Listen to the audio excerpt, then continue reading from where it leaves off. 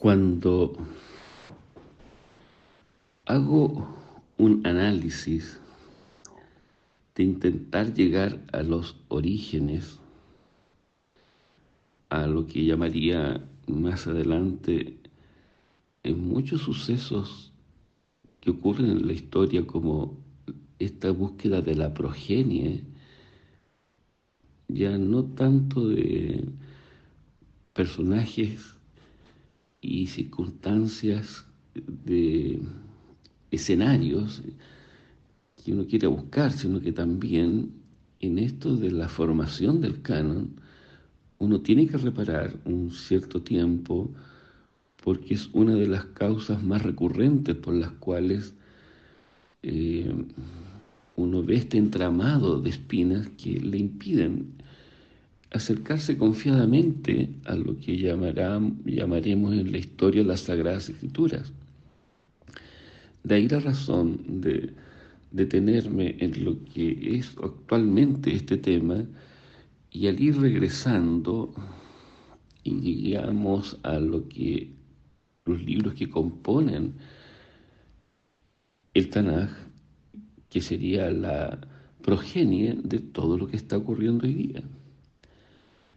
Entonces, el arte del lenguaje y el milagro del lenguaje, porque en realidad cuando uno quiere analizarlo, hay infinito por escribir.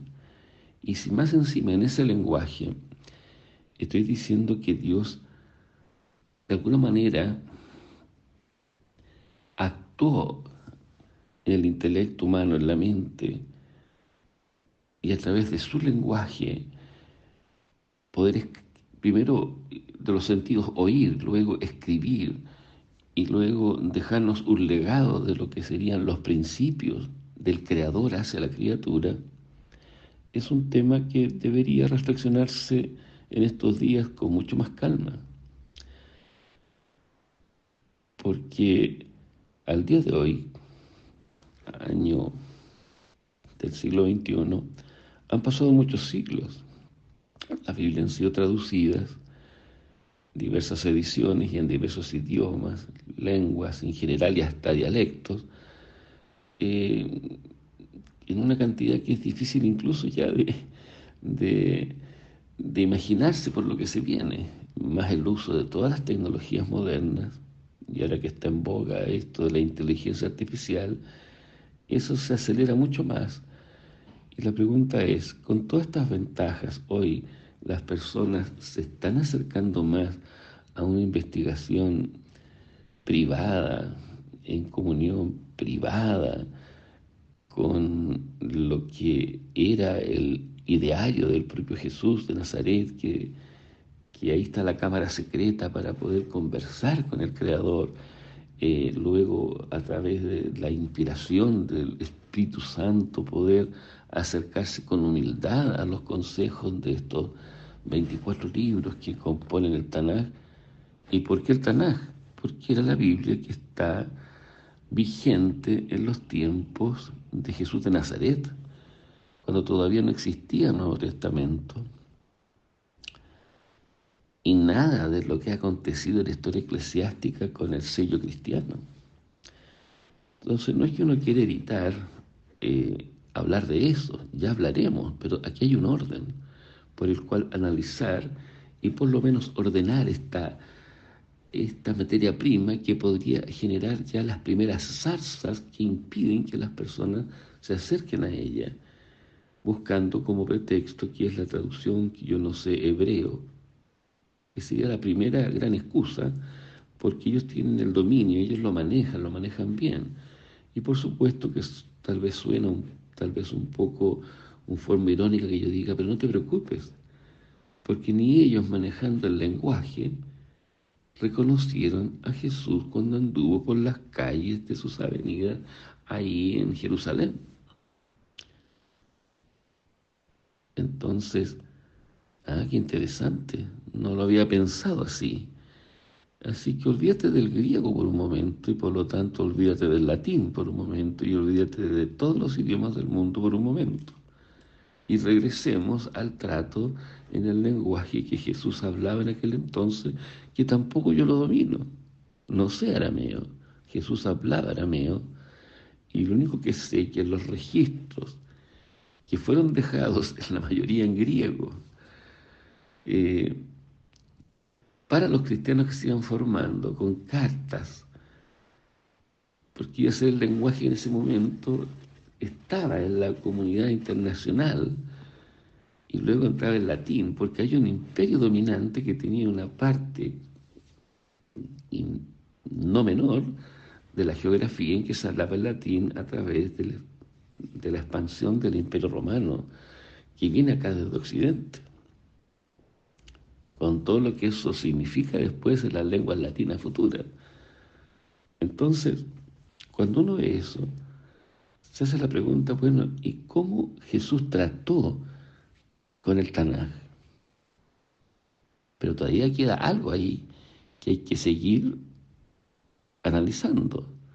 Porque ese Tanaj, cuando aparece Jesús, ya por lo menos decía en audios anteriores que habían otros dos lenguajes posibles de traducción desde el hebreo, y ahí entra el griego, 250 años antes de Jesucristo, y el siríaco, que es una especie de arameo común, en donde se estima, se cree que el Tanaj, al menos el libro de la ley, la Torá, los 5 libros, ya circulaban en la gente común de esa época de Jesús ahora. Todavía el Imperio Romano no estaba en la belleza que se le conocerá después, era el griego. Entonces cuando uno ve de cómo comienza este conflicto del manejo de las sagradas escrituras y del canon, concluía de que las dos primeras traducciones no las tomaré en cuenta aún, sino que iríamos directo al Tanakh, porque ahí ya presenta una dificultad y un desafío, que es la traducción de libros judíos que existen realmente en la literatura judía con base en Jerusalén, pero que le agregan 7 textos más otras aplicaciones de origen griego, y que a su vez los judíos con base en Jerusalén hasta hoy dicen que esa traducción de la Septuaginta era una herejía para ellos y que quieren adornarla con un historial que es medio difuso de cómo se escribió, del origen que tuvo, que esto de los 6 sabios por tribu, que genera 72 sabios, fueron atendidos pero así con pura paz y amor, que el rey Ptolomeo II los agasajó, los atendió realmente en un modo VIP allá en Alejandría, en un hotel equivalente a 5 y hoy día dicen 7 y otros dicen 10 estrellas de la época, y que ellos tradujeron libremente. Y dicen, no, no fue así. Ellos tuvieron que traducir con prácticamente espada en cuello, y, y fueron obligados, y a lo más le tradujeron, no les quedaba otra, les tradujeron los 5 libros de Moisés y uno que otro libro de profecía. Por lo tanto, todo lo que siguió después, en esos 250 años antes que llegara Jesucristo, es una real herejía, y poner en un canon, agregar 7 libros y agregar esos espacios en otro par de libros y que se consideren como canon, y que luego eso sirva de base para la iglesia cristiana, y de ahí el griego se expande y deja atrás la lengua hebrea. Ellos dicen, bueno, eso es falso. No, eso no está para canon. Nosotros reconocemos esos 7 libros pero como libros anexos para entender mejor nuestra historia de Israel. Pero nunca deberíamos admitir que la colonia judía de Alejandría se le dé la importancia a esa traducción comparado con el Tanaj.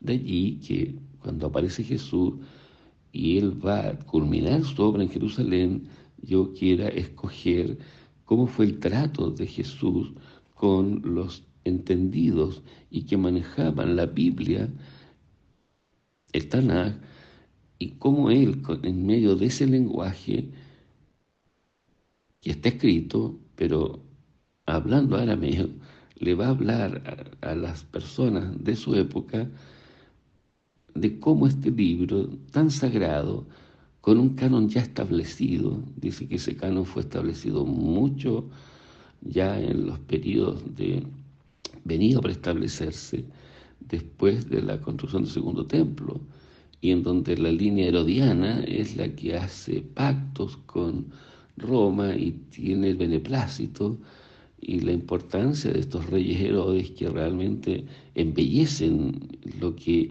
hicieron a duras penas Nehemías y Esdras en la edificación de Jerusalén en tiempos muy adversos. No olvidemos que el templo, que era el lugar sagrado, en este lugar santo que es Jerusalén, eh, sufrió una desgracia tremenda 6 siglos antes por Nabucodonosor. Y que luego con los medios los persas regresan y le dan la posibilidad de volver otra vez a reconstruir algo, uno dice completamente, y regresar a su tierra. Pero tampoco fue tan así, porque luego entra en la historia Grecia y habrá que ver las interacciones de lo que significaba esto con los esclavos judíos que estaban en varias partes dispersos. Y esta colonia judía que queda ahí, en esta parte del Imperio Romano, en esta sección de uno de los generales, que son la línea de los Ptolomeos, eh, ven con buenos ojos eso, pero ellos ya estaban prácticamente helenizados. Y eso es lo que no querían los judíos de Palestina en esto de las traducciones, que se infectara el canon. Y si después de eso, más encima, aparece un segundo canon, en este conflicto judío, y se usa para la iglesia cristiana, imaginemos lo que eso ocurre.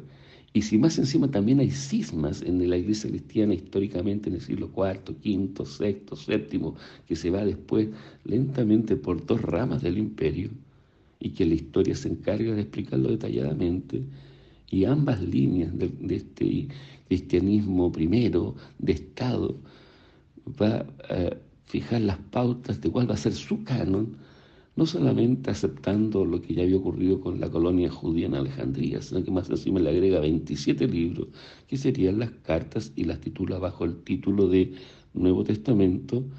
Habrá que imaginarse cómo se sentían los que manejaban el Tanaj. Terrible, eso es terrible. Pero todo eso que iba a ocurrir, y antes que ocurriera, aparece Jesús de Nazaret, teniendo diálogos con ellos ahí desde niño, y luego comienza su ministerio, y cuando ya comienza en todo su clímax y toda su belleza, el mismo Jesús nos va a entregar algunas de las ideas más revolucionarias que alguien haya podido imaginarse jamás.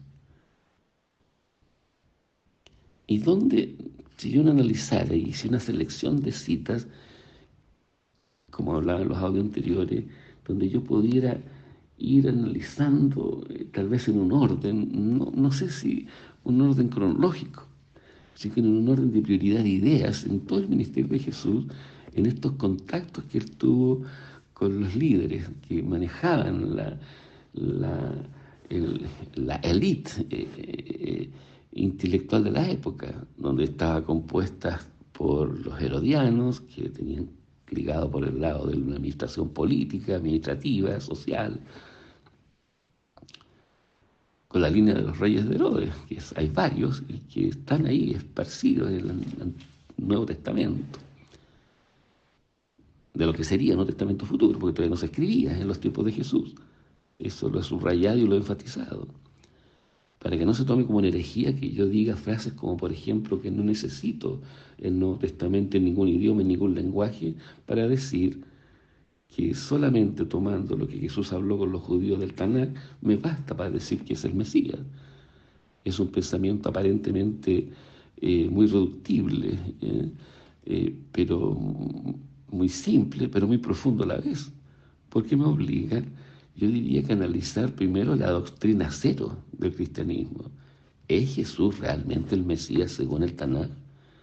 Porque es el Tanakh el que le va a hacer las críticas más serias a todo lo que acontezca después en la vida de Jesús y cómo se interpreta en la historia. Porque todos van a recurrir al hebreo bíblico para ver si estas Biblias que mantiene cada uno están bien traducidas. Y eso explica la importancia de este análisis, porque ahí se generan estas famosas espinas que yo decía que en forma circunferencial tenían como una capa externa e interna alrededor de la Biblia, en donde por un lado son los ateos que no quieren saber nada con la Biblia y por otra parte son los creyentes que adoran la Biblia, pero lo que ha provocado, cuál ha sido la causa y efecto y qué produce eso hoy día.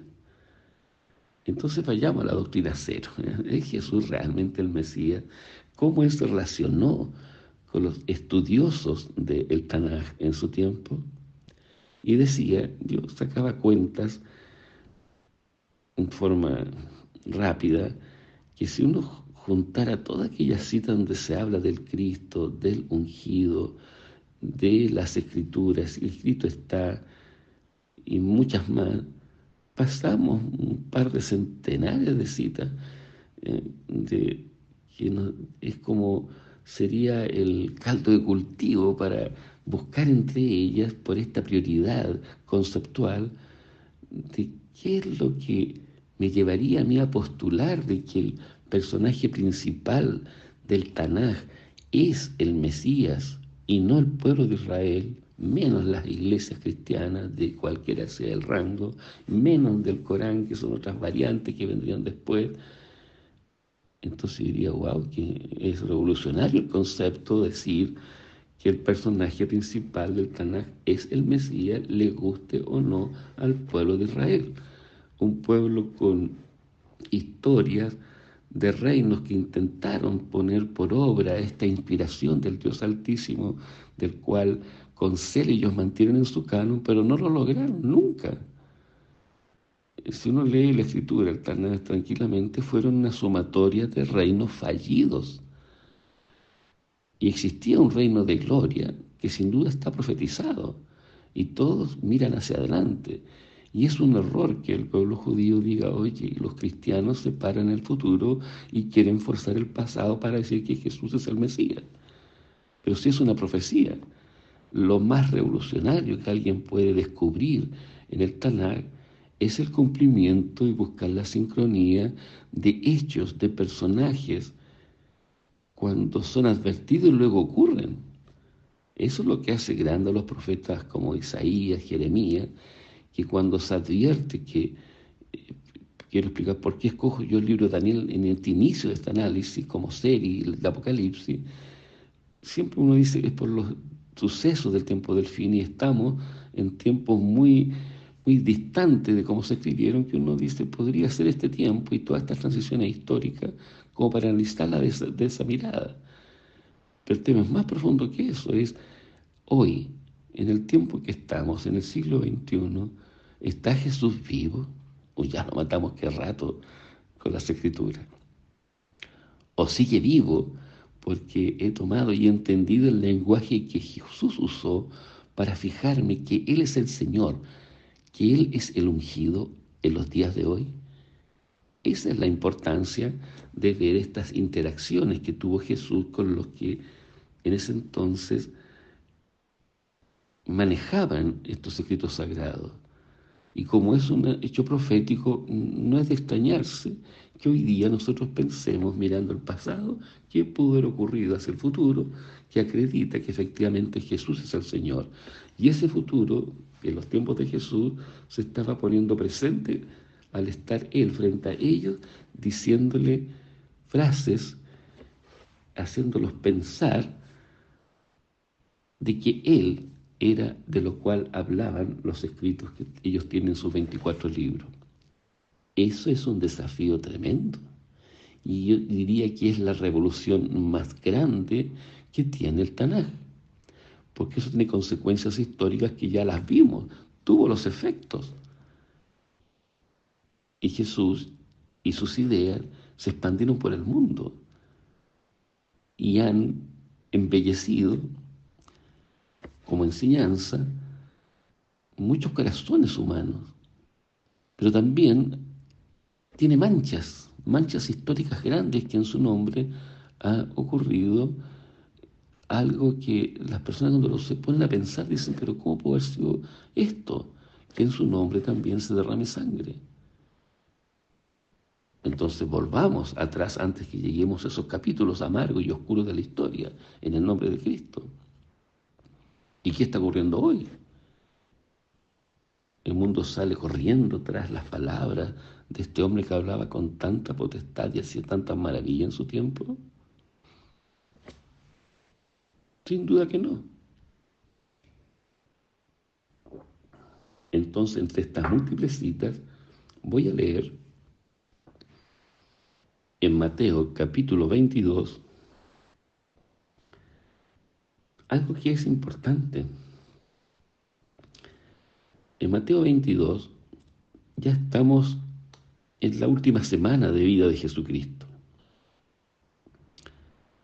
Ya al comienzo del ministerio, y si vamos a analizar después otra cita, va a ser Lucas 4 en todo su contexto, ya habían dos frases que Jesús hacía retumbar en los oídos de la fuerza dominante espiritual.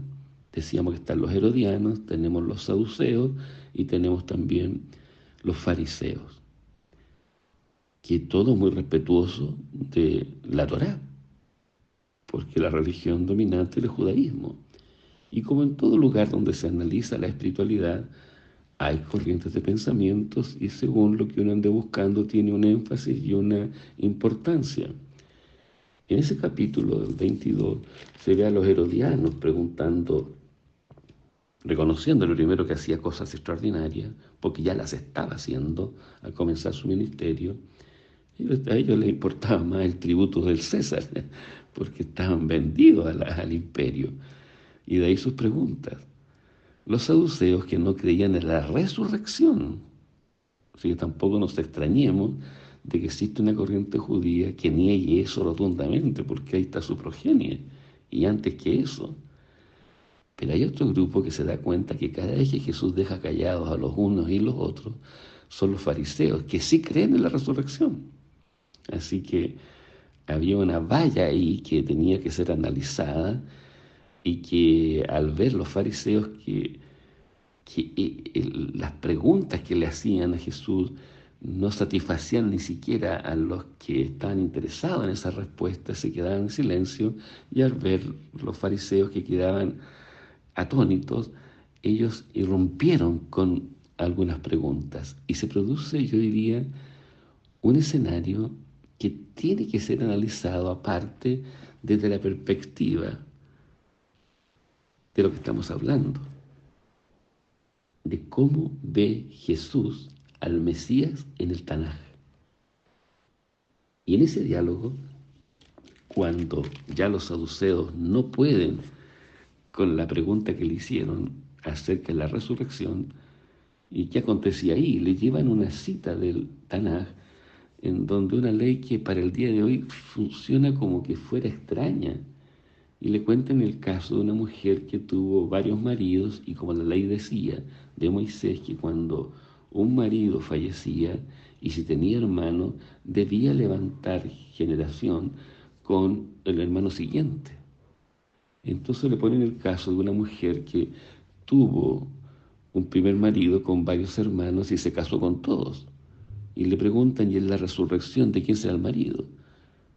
O sea, estos análisis racionalistas no son, parecieran absurdos y a la larga el objetivo es ridiculizar la enseñanza de la resurrección. La respuesta de Jesús dice, saben que ustedes están errando, porque ahí me está advirtiendo Jesús algo que debo tener presente cuando yo voy a estudiar el Tanaj y voy a endiosar la literatura hebrea. Les dice, miren, saben que ustedes tienen un error grave porque ignoran las Escrituras. Pero ¿cómo? Si estoy leyendo yo literalmente el Antiguo Testamento, el equivalente al nuestro, y estoy leyendo una cita de la Torá.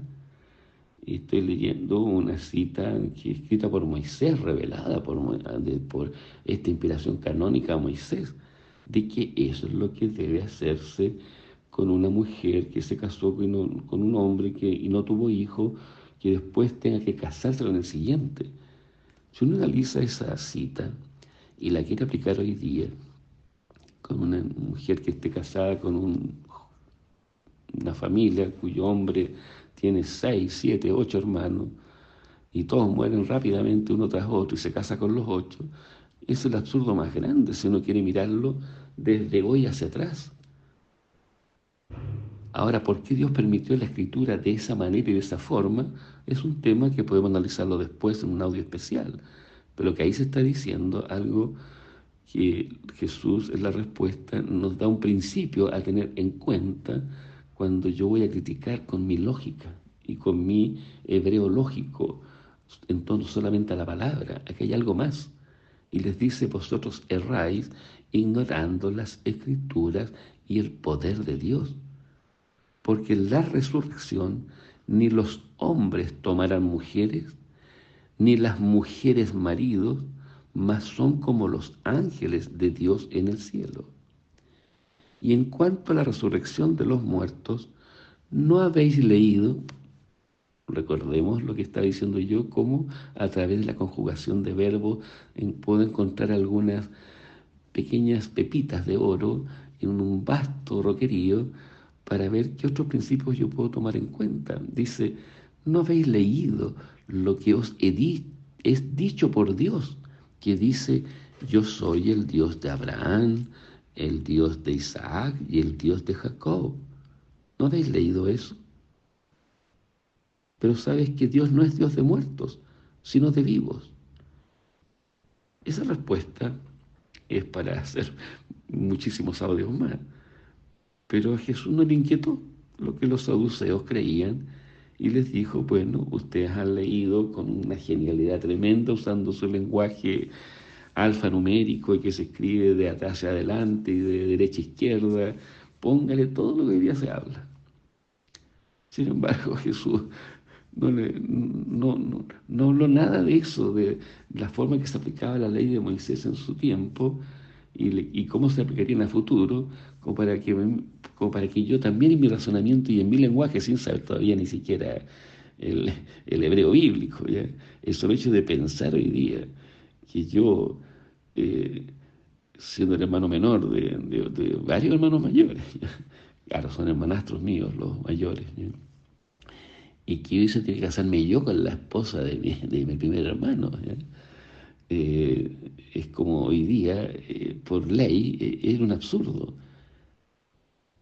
Entonces yo puedo decir, esto está mal, está pésimo, esto no es de Dios, esto no puede haber resurrección, porque ¿con cuál se va a quedar mi esposa, que soy el último de 5 hombres? ¿Dónde quedan los otros 4 en la resurrección? Y Jesús le responde eso, erráis ignorando las escrituras y el poder de Dios. Con este principio dejo el escenario listo para entrar en el audio siguiente con lo que va a ser el diálogo ahora con los fariseos, otra vez en torno a la Torá.